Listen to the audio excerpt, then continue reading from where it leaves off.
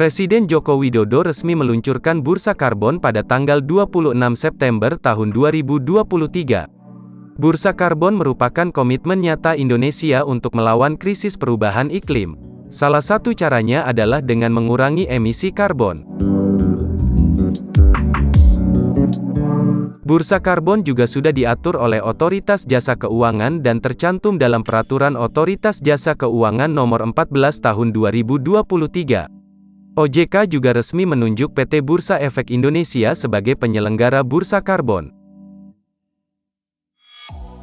Bursa karbon merupakan suatu mekanisme yang mengatur perdagangan dan kepemilikan unit karbon. Tujuan mekanisme tersebut adalah untuk mengurangi emisi gas rumah kaca yang sebagian besar memang melalui kegiatan jual beli barang karbon. Jual beli karbon setelah ini harus memiliki izin emisi karbon. Peluncuran bursa karbon selaras dengan target jangka panjang Indonesia. Indonesia mempunyai target yaitu Nationally Determined Contribution. Target tersebut adalah untuk mencapai penurunan emisi gas rumah kaca pada 2030 mendatang. Target penurunan tersebut sebesar 26% tanpa campur tangan pihak eksternal dan 41% dengan dukungan pihak eksternal.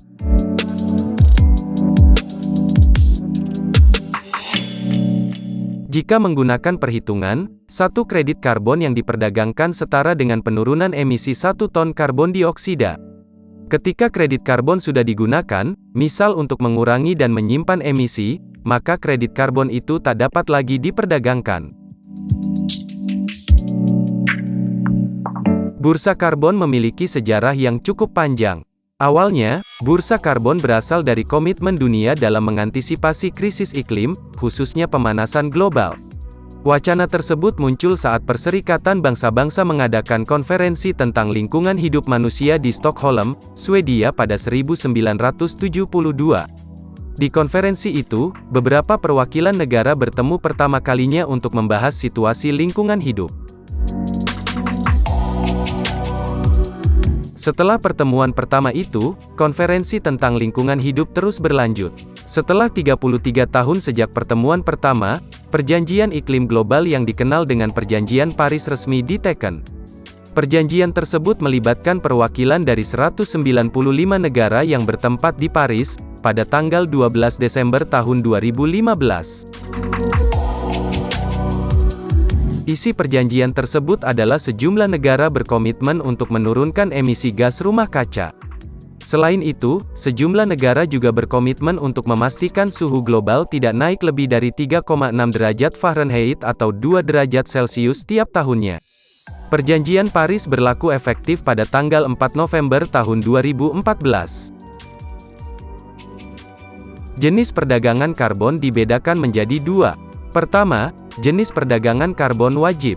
Pada perdagangan wajib ini, suatu negara menetapkan mekanisme cap and trade.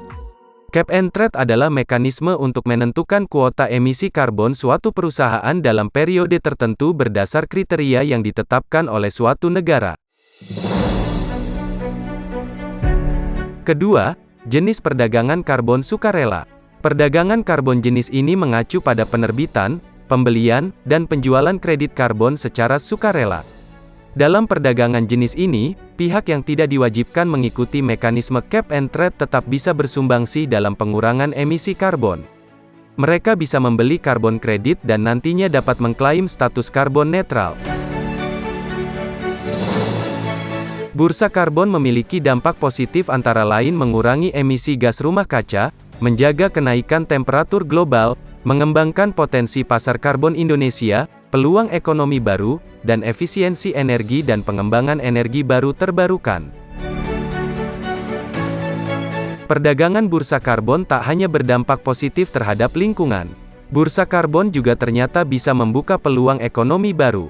Selain itu, bursa karbon menjadi salah satu harapan agar bumi yang ditinggali manusia masih memenuhi taraf layak huni.